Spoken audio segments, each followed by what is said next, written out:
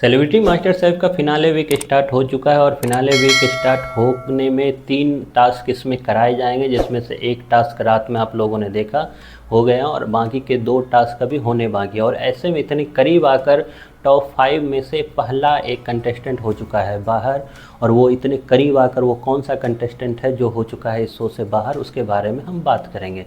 उससे पहले मैं बता दूं कि सेलिब्रिटी मास्टर शेफ का फिनाले वीक स्टार्ट होने के बाद शो के 5 फाइनलिस्ट घोषित किए गए, जिसमें राजीव आदात्य, मिस्टर फैजू, तेजस्वी, निक्की और गौरव थे।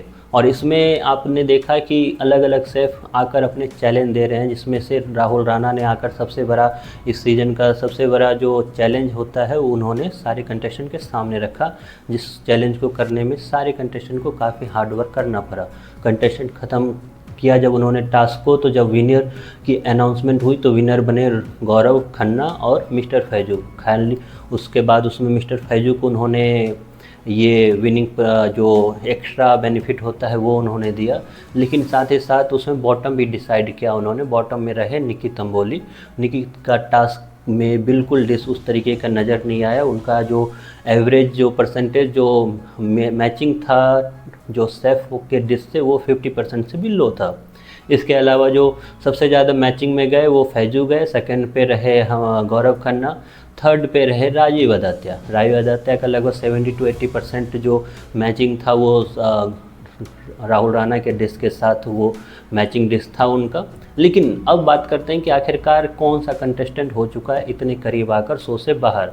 तो वो कंटेस्टेंट का नाम है राजीव आदात्य। राजीव आदात्य वो कंटेस्टेंट जिसने पूरे सीज़न एक तरह से ह्यूमर डाला इस शो में, एक फ़नी कैरेक्टर जिसने फन करते हुए ही शो को जिया, और शो में उन सारे जो डिश थी उनको कई बार उन्होंने इस लेवल पर लेकर गए जिस लेवल पर शायद जज को भी आइडिया नहीं था। यही कारण था कि जब राहुल राणा जब अभी शेफ बनकर आए इस शो में तो उन्होंने बताया कि मुझे विश्वास नहीं हो रहा है कि राजीव आदात्य इस तरीके से फिनाले तक पहुंचेंगे, क्योंकि आपको देखकर ये बिल्कुल नहीं लगता है कि आप इस तरीके के शो में खाना भी बना सकते हो। खैर, राजीव आदात्य जो अच्छे डिश बनाकर अभी फर्स्ट टास्क में गुजरे थे, अगले टास्क में वो हो जाते हैं बाहर, और बाहर होते ही उन्होंने बताया कि उनका यहाँ तक पहुँचना भी उनको काफ़ी सरप्राइजिंग लगा। वो चाहते थे कि किसी तरीके से अगर पॉसिबल हो सके तो वो जीत जाए, लेकिन ऐसा हो नहीं सका। वो बाहर आकर सबको उन्होंने थैंक्स बोला, साथ ही साथ उन्होंने शुक्रिया अदा किया सेलिब्रिटी मास्टर शेफ का कि उनको